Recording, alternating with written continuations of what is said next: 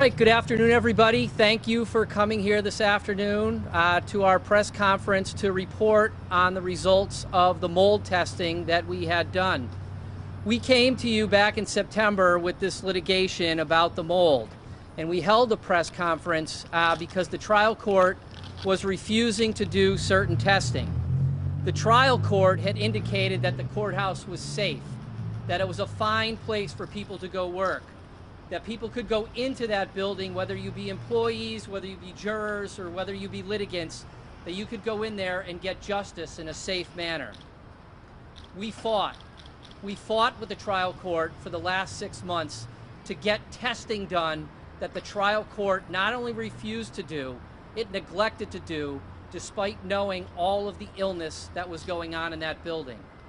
We did the testing that the employees requested. We did the testing that the judges requested, that the community demanded, and the results are in.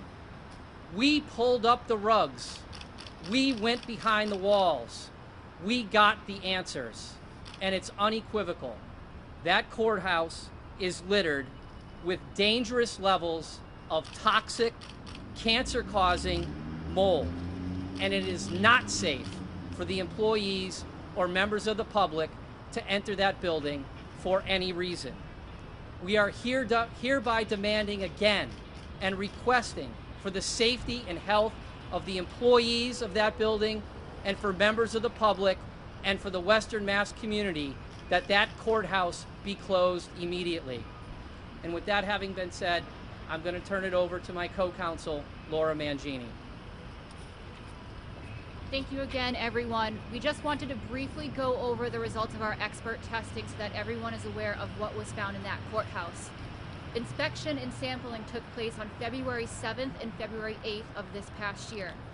There was a number of testing that was done, included air sampling, vacuum sampling, and swab testing. These samples were then sent to EMSL laboratories for independent analysis. The analysis was done at the PCR DNA level, which the trial court has refused to do on its own, even though we've been begging since September for them to do so. The PCR DNA level is necessary to determine the specific species of any mold that is found in that building. As we have said since September, just knowing that there is mold in the courthouse is not enough. We needed to learn the species of mold found to determine whether or not that mold is dangerous. It would be like someone telling you not to worry if you were just bit by a snake because it was just a snake, without telling you if you were bit by a garden snake or a rattlesnake. Now, unsurprisingly, the analysis showed that the courthouse contained numerous mold spores, including known molds that are known pathogens, or molds that cause disease and health issues. These pathogenic molds can produce toxins, which have demonstrated to produce neurodegenerative and cancer-causing effects in animals and humans. Pathogenic spores were found in the air samples, the dust samples, the swab samples, and the samples taken from within the closed wall structure. In other words, the spores were in the breathable air, the carpets, the exposed surfaces, and within the hidden spaces of the courthouse. Now, it should be noted that the American Industrial Hygiene Association states that there are no safe levels of uncontained pathogenic molds.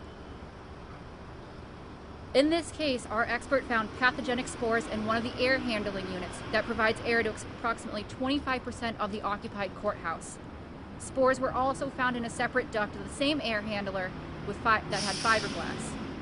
According to the AIHA, this means that immediate steps must be taken to remediate the pathogenic spores found within the air handler and the duct unit. The EPA states that the HVAC system should not be run while it is contaminated. Our expert also looked at Judges Lobby 204A, the offices of Judge Coomer and Boyle. And unsurprisingly, there were dangerous pathogens found in that room as well.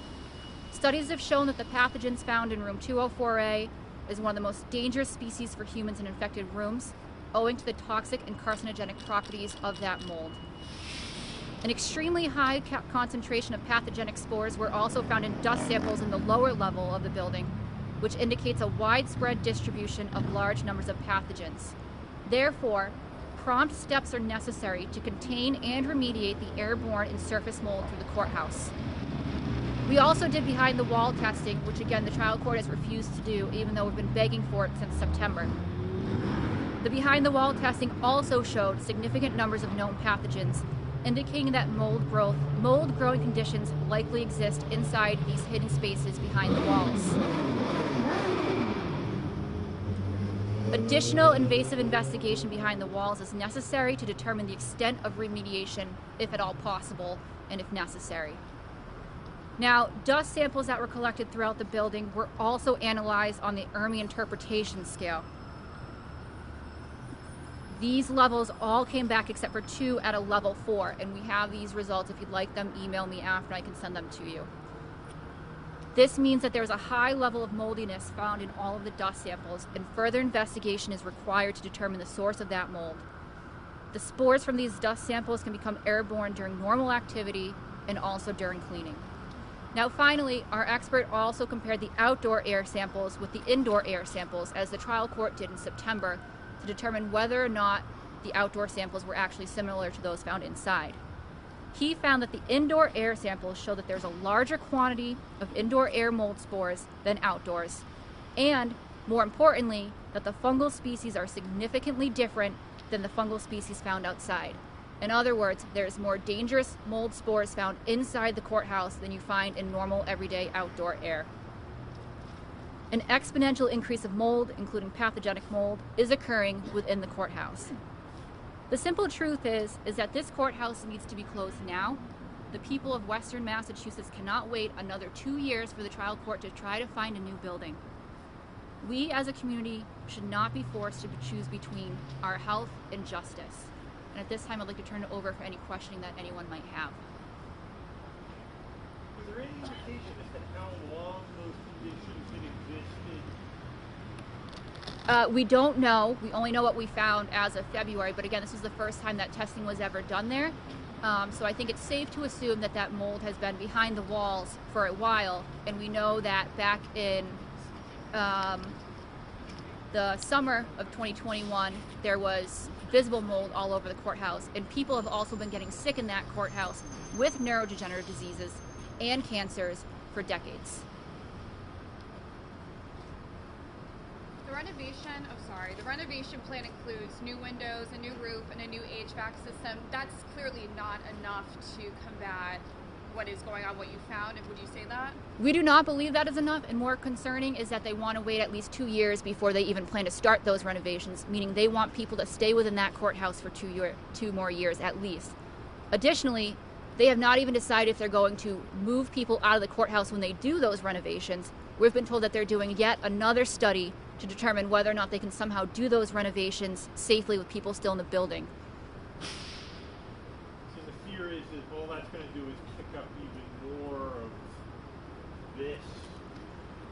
We are not sure and find it highly unlikely that you would be able to pull out the windows, clean the HVAC, pull up the carpets without exposing the people that work in that courthouse on a daily basis to more and more toxic mold. It's just simply absurd to think that you could do it with people kept in that courthouse.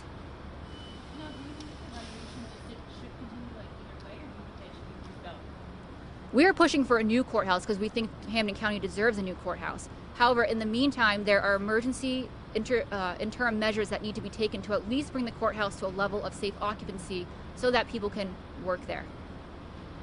And what would that include?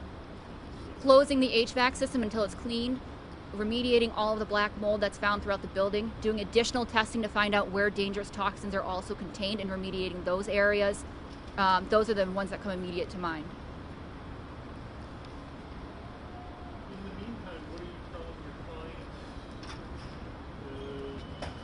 the attorneys, people who work in that building every day? What's the message to those clients? Unfortunately, at this time, the people that work in that building don't have, their only choice is to give up their paycheck or to go to work. So we're requesting that the trial court give people the option of either working remotely over Zoom or something else like what was done during COVID, or if they want to, they can go into the courthouse, but it's their choice and they don't have to worry about retaliation or about losing a paycheck.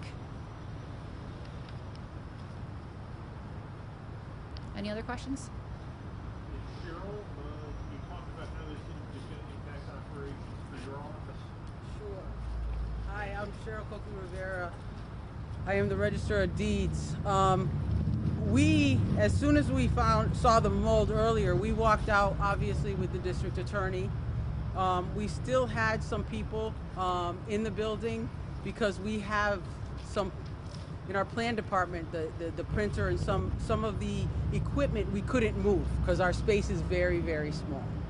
So obviously, since I received this report, I ordered everybody out, and we're going to make do. Everybody will work.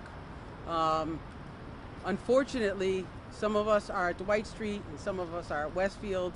It's very close quarters, but we're not going back into that building. It is not safe, and people are dying. Like, that's what it's about, right? So I was just telling some of my friends here that, you know, if you worked in that building and you saw smoke, you would all leave. You wouldn't wait to find out where the smoke came from. You would just leave, right? Well, this is similar. This is like carbon monoxide. You can't see it, but it's there. And you roll the dice whether you live or not in 10, 20, 30 years. And I cannot, and the secretary obviously cannot, in good conscience, send anyone back into that building. I am in a different category because I'm not under the trial court. So I am under the secretary, and he's in full support. So you've had this conversation with Ralph and... I've had it with his first assistant. They've been in support. They've been, and we've been in contact with DCAM to try to get more space at the White Street, to try to get space so we're not on top of each other. The little state house. Thank you. When did you guys stop going in? As soon as the mold came out. So most of us left. There were some people that go in to do plans and some other things. We have our books there, so we have to do land court. But after this came out, everybody's ordered out, and whatever we cannot get out of there now, then we'll see what happens. But I have a responsibility, you know. And the other thing, I did call on the unions. I've called on the unions to get their people out. The state is in violation of their contract. They are working in hazardous conditions. Therefore, they can go, they can walk out. We need those unions to come, rally the troops, get your employees, and get them out of this building. So I call on the unions wherever they are, whether it's Boston, Western Mass. They need to get involved, and they need to protect their employees. That's why we have unions in the Commonwealth and in this country, to protect employees, especially when they're working in hazardous conditions. I'd like to introduce two of my colleagues, Rosemary Sakamani, the head of probate, and then Laura Gentile, the clerk of courts. Yeah, just to follow up a little bit on what Cheryl said, the trial court leadership needs to take some lessons from the secretary's leadership in ordering and allowing people to make a free choice as to whether to go into that building or to work somewhere else or to work remotely. That's what needs to happen here. And you're just getting the tip of the iceberg with this mold that's come out. We're also going to be doing testing for PCBs in the building, which is going to be coming up within the next month.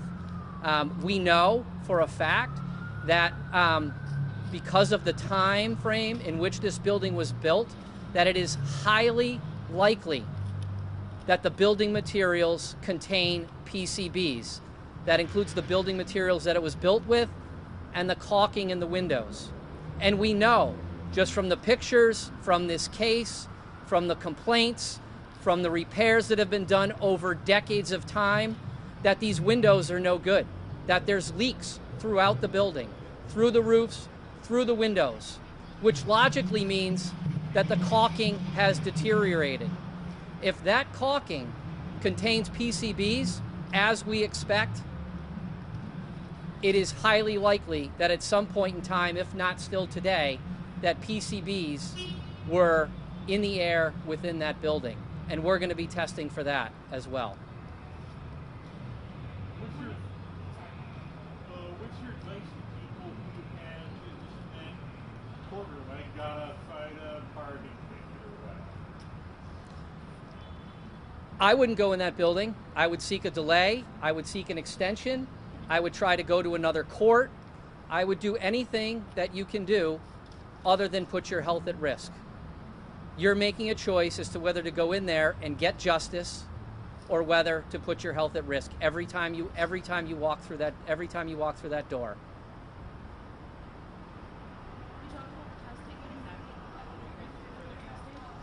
We're doing further testing with regard to PCBs, and we're likely to seek additional testing with regard to the mold now that we have evidence that there's bad mold within the building.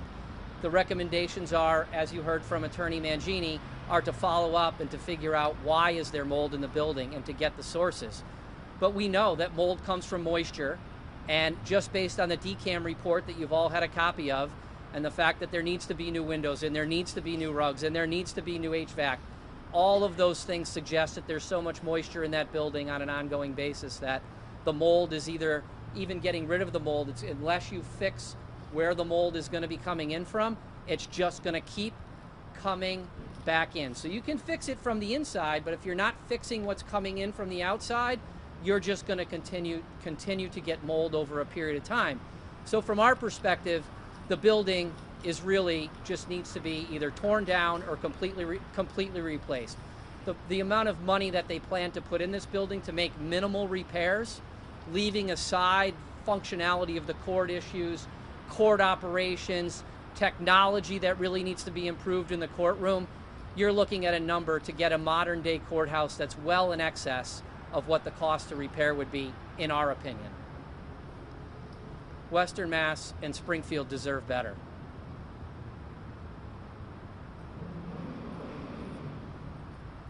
Any other questions? The species of mold found, we talked about neurodegenerative. Species of mold found, is it linked directly to Gehrig's? It has not been linked directly. There are studies that show that environmental conditions, including potentially PCBs and other toxic molds, are likely linked to ALS and Lou Gehrig's disease.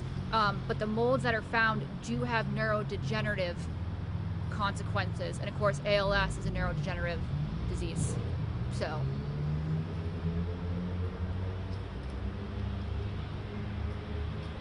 if there's no further questions, I'd like to thank everyone for coming out here and braving the weather for our press conference. Thank you, and we will keep you updated once the PCB testing comes out. We're still talking about an April court date? April 27th. April 27th. Correct. Where? The Supreme Judicial Court in Boston. You're welcome. Thank you.